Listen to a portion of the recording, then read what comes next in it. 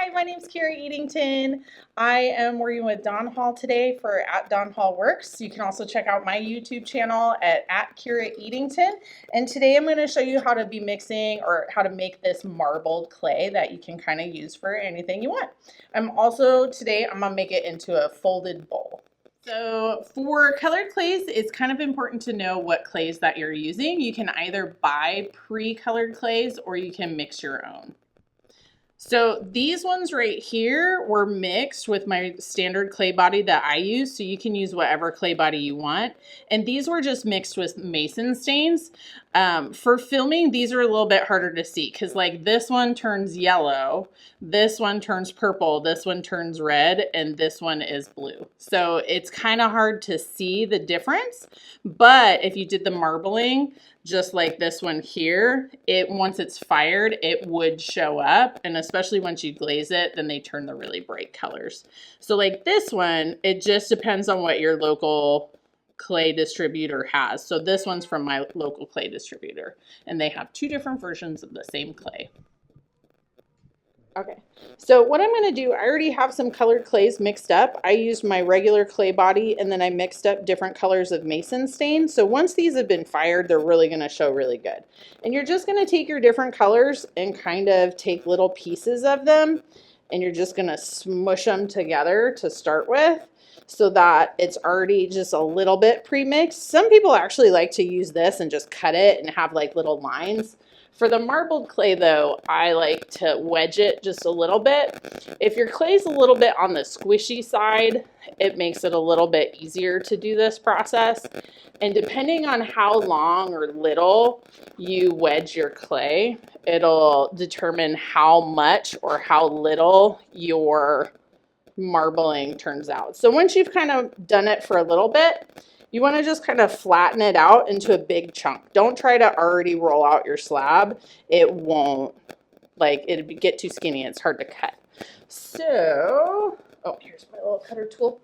So for me, I just use a wire cutter made out of some fishing line, and I put a little piece of tape on the end so that I don't lose it.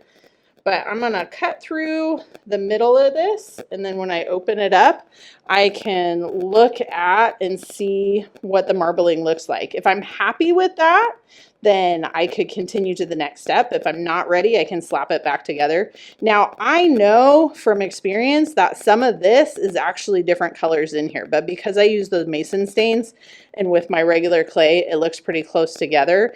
It kind of looks like it's not marbled, but really it is. So I'm going to continue to the next step. So for my students, when I show them, this side doesn't really look like much, but this side is the one that looks marbled. So if I put the nothing side to the nothing side and squish it together a little bit, I can roll this into my slab. And once I've rolled the slab for this, then it'll stretch the design a little bit, but it'll show the marbling really well. One other trick that I highly recommend, or just a useful thing, wear an apron if you're using colored clays, because if you're anything like me, you're going to wipe your hands on your pants or something. And the colored clays, like the mason stains, they are called stains for a reason. So you want to make sure that you're wiping your hands on something you don't mind getting dirty.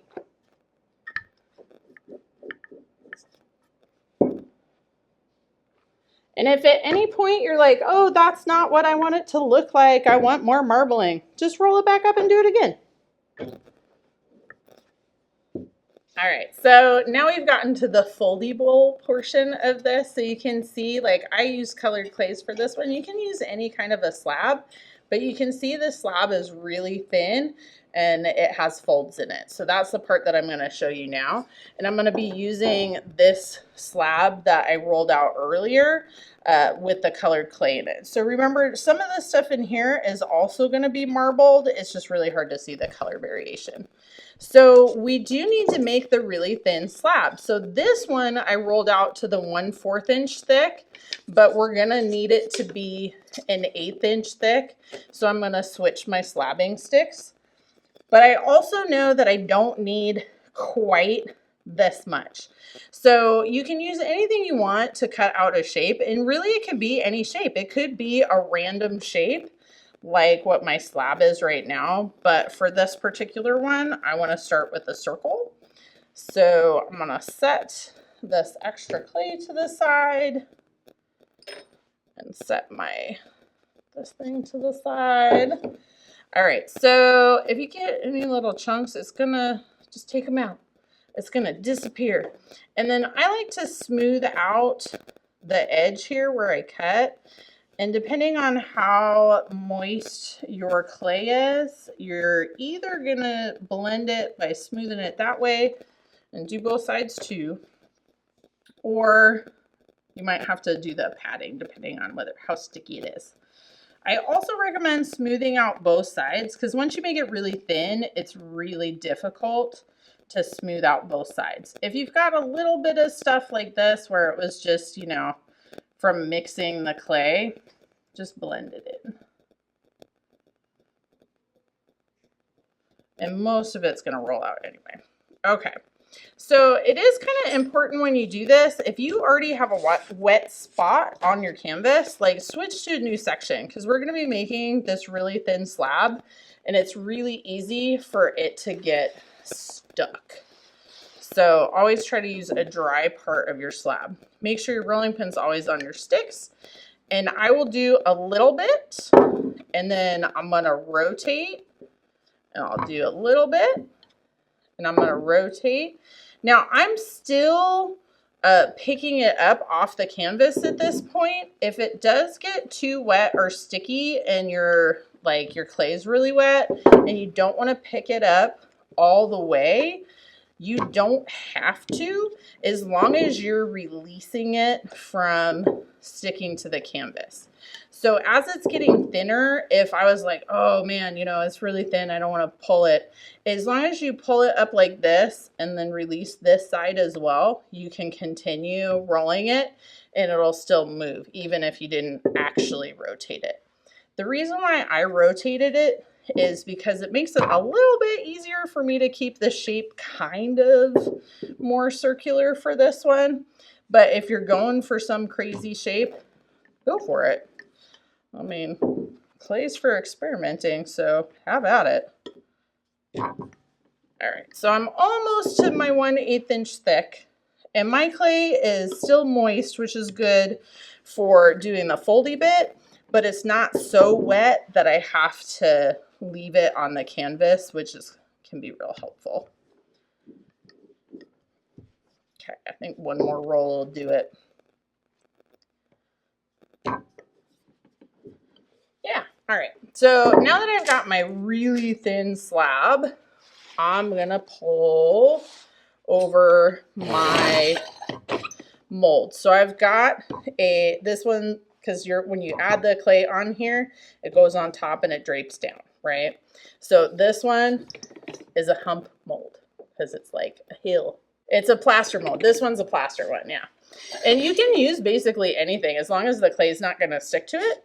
And if you want something that's really dramatic and falls really far, if you take whatever you're using for a mold and set it up a little higher, you can have stuff drape past the edge because you're not making it fully match the mold.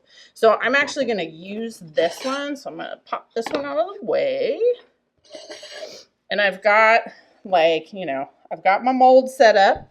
So now I'm gonna take this and I gotta decide, do I want this on the inside or do I want this on the inside? I'm gonna go this way. So once I've got it laid on here, I want to kind of check and see, does it look fairly even? I think it looks pretty okay. So I'm gonna make it match the top of this mold. And you can kind of see it's already got almost 3 little curvy bits right here. So I'm going to use that to my advantage.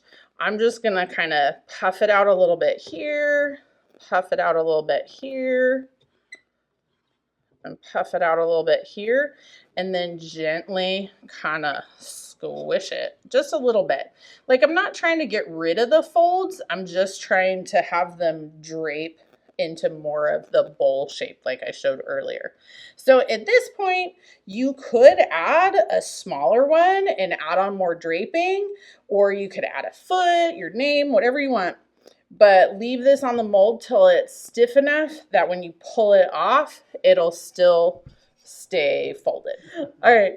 So hopefully this gives you some inspiration and you have some fun with the colored clay or making some foldy bowls. Thanks, everybody.